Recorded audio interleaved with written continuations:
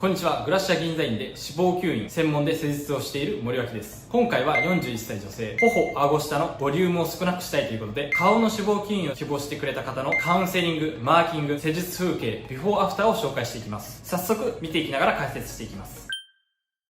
この方は初めての脂肪吸引で顎下の二重顎が気になるとのことです。年齢とともに顎下の二重顎および皮膚のたるみ感は強くなってきます。なので顎下の脂肪吸引に関しては何歳になってもおすすめの施術になってきます。よく顔の脂肪吸引のカウンセリングに来られる方でフェイスラインのもたつきが気になるという相談が非常に多いです。確かに皮下脂肪によるもたつきもありますが、年齢とともに皮膚のたるみ感によるものも合わさってきていることが多いです。その場合は顎下の脂肪吸引と同時に糸リフトや石灰リフトを併用することをお勧めしています。最近特にお勧めしているのが顎下の脂肪吸引と同時に行うネックリフトという施術です。脂肪吸引後は必ず拘縮という現象が起こります。これは脂肪層が吸引したことで空洞になっているところを組織が繊維化して埋めようとすることで起こってきます。顎下はその拘縮が特に強く、その際にネックリフトによって引き締めてあげるとその効果がかなり長く持続します。今回の方は顎下の脂肪吸引のみですが、術後ダウンタイム中拘縮が起こっている時にネックリフトを検討している方です。頬の脂肪吸引ではしっかり取るところとあまり取らないところをマーキングしながら確認していきます。特に頬骨と後期で囲まれた赤でマーキングしている部位はもともと多くの人がこけて見える箇所になります。ここは取らずに他を取ることでなるべく均一にしていきます。顎下に関しては当院では適用のある方には二重顎の部位にプラスして首の部位も吸引しているようにします。欧米では顎下の脂肪吸引はスインプラス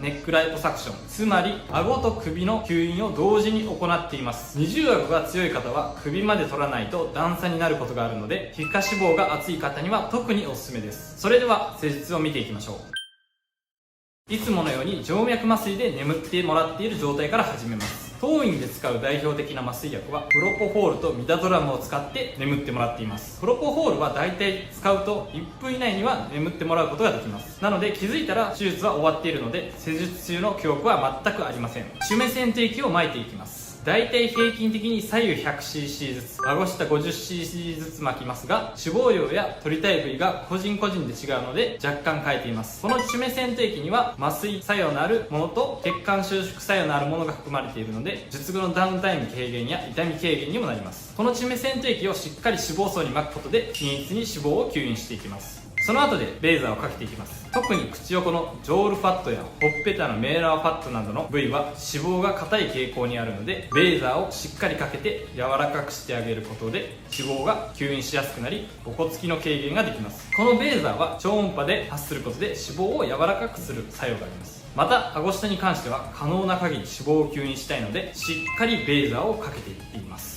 脂肪吸引に関してはまずは顎下から吸引していきます。主目線と巻いてやはり首周りが締め付けられている感じになっています。プロポフォールを使用しており、絶根沈下といって気道が狭くなりやすい状況です。なのでなるべく気道の狭窄を先に取り除くためにも顎下からまずは吸っていきます。また顎下の脂肪吸引はあるだけ吸引していいので、全体にまんべんなくしっかり吸います。顎下の脂肪吸引の時に気をつけることは、なるべく脂肪層全体をまんべんなく吸引することです。頬に関しては将来こける可能性もあるので、あえて脂肪は残しますが、顎下はこける心配もないので全体的になるべくゼロにしていきます。さらに顎下に関してはフェイスラインに沿ってしっかり吸引してあげる方法をとっています。そうすることで皮下脂肪でフェイスラインが埋もれている方でも綺麗なラインを出すことが可能です。頬に関しては特に年齢とともに脂肪がなくなりこけてくることが多く、皮下脂肪が減り皮膚の張りもなくなるので、より一層たるんで見える原因になります。そのため頬の脂肪吸引で気をつけていることは、取りすぎないようにすることです。また皮膚のたるみ感が強い方などは脂肪吸引と同時に糸リフトや石灰リフトなども検討してもいいと思います。頬の脂肪吸引を希望の方で特に気になる部位としては、頬のメーラーファットの部位と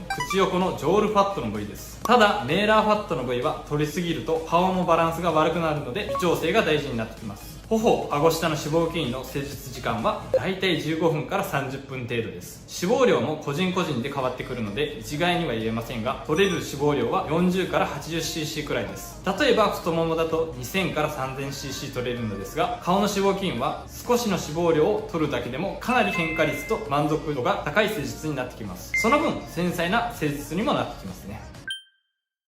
それではビフォーアフターを見ていきましょう。これが術前術後です。術前と比較してかなりフェイスラインがスッキリして、顎の脂肪もスッキリしているのがわかると思います。フェイスラインに沿って脂肪を削っているので、ラインの影もしっかり出ていますね。顔の脂肪吸引に関しては腫れと内出血が1週間から10日程度出ます。また神経も鈍くなっていて、顔を触った時の感触があまりない感覚が1ヶ月程度続くこともあります。顎下に関しては拘縮といって脂肪吸引をした箇所が硬くなっている感じがかなり強く出ます。それが完全になるまで3から6ヶ月程度かかるので、その間はしっかりマッサージをしてあげることでダウンタイムを短く完成をきれいにすることができます。今回は41歳の女性の顔の脂肪吸引のマーキング施術ビフォーアフターを紹介しました。脂肪吸引は幅広い年齢層の方に受けていただける施術になっています。その人その人によって、例えば糸リフトを組み合わせた方がより満足度の高いものになるなど応用性の高い施術です。今後も脂肪吸引に関する動画を投稿していくので、チャンネル登録といいねよろしくお願いします。それでは。